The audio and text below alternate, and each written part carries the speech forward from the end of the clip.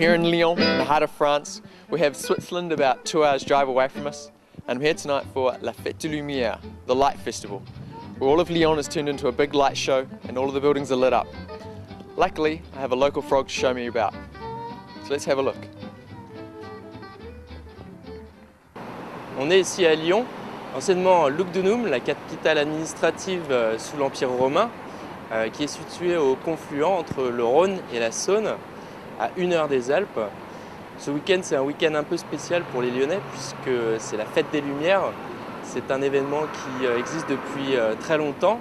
Et sa particularité, c'est que tous les Lyonnais participent en allumant des lumières, des bougies à leurs fenêtres. Et la fête vient de commencer.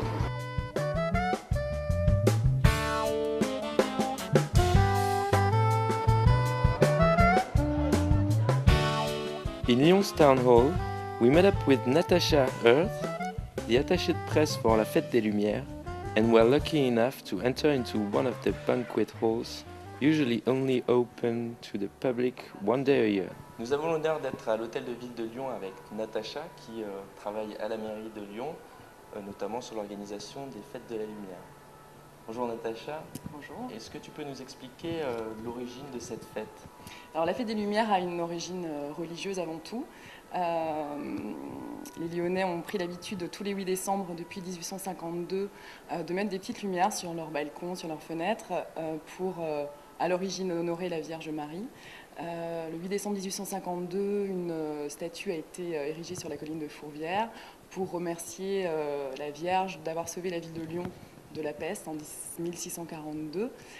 Et étonnamment, en fait, cette fête est restée dans l'histoire de la ville puisque tous les 8 décembre, à partir de cette date, les Lyonnais ont continué à mettre des bougies et des luminions, ce qu'on appelle des luminions à Lyon, pour fêter cette Vierge Marie à l'époque.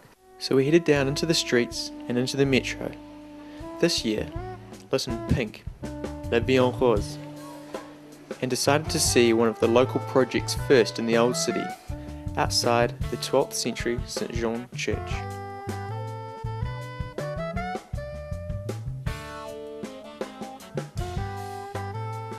We asked for directions and entered into Lyon's geographical centre, Place Bellecour, with a great view of the Basilica and, of course, the statue of Louis XIV in prime position in the middle of the square. Le roi Louis XIV, roi soleil, qui est dans sa bulle, comme il l'était à Versailles.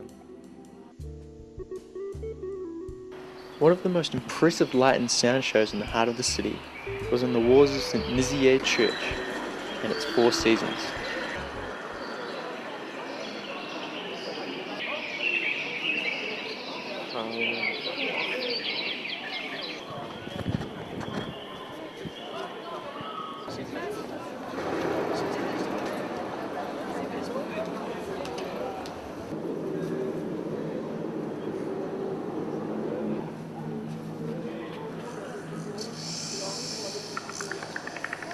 And it seemed pretty popular with the locals too.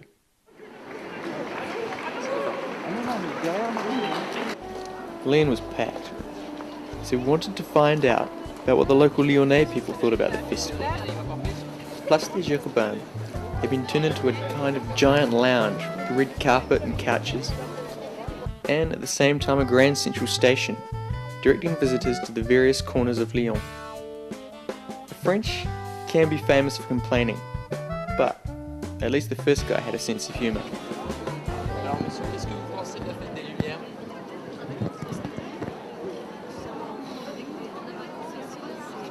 C'est ce qu'on disait tout à l'heure, hein. Elle est très bien, et puis une fois qu'on y est, on trouve que ils auraient pu faire des efforts. Ça bouge même pas là.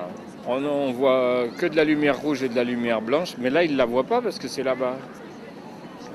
Other Lyonnais had a little bit more Mais ce que time. j'apprécie, c'est qu'on est arrivé maintenant avec la lumière à créer des formes et puis des imageries qui sont tout à fait novatrices. La lumière, ça reste quand même un symbole formidable de la vie.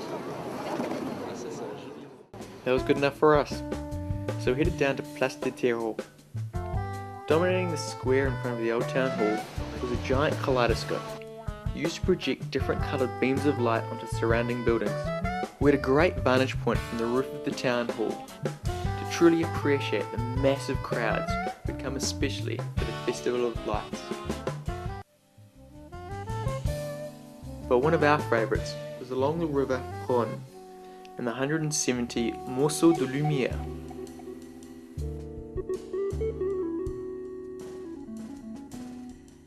Just walked into a usually fairly average Lyon park, and now it's just come alive with these cherry trees.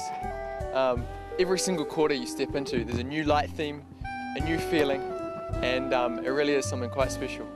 Allez les vachons, les voyez, chaud, chaud, chaud, chaud, chaud, approchez les mains, allez, allez, allez. This being France, food and drink are an integral part of any fest, and it being early December, hot mulled red wine was sold on nearly every corner. Voilà. Merci bien, monsieur. Merci beaucoup. Au revoir, merci.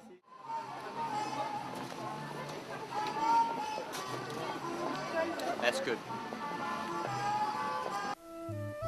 After a good vin chaud, we continued walking from quarter to quarter, taking in the old theatre and its image anagram. But it was some of the more quirky, hidden attractions that really impressed. The feeling of not knowing what light creation you may find around the next corner.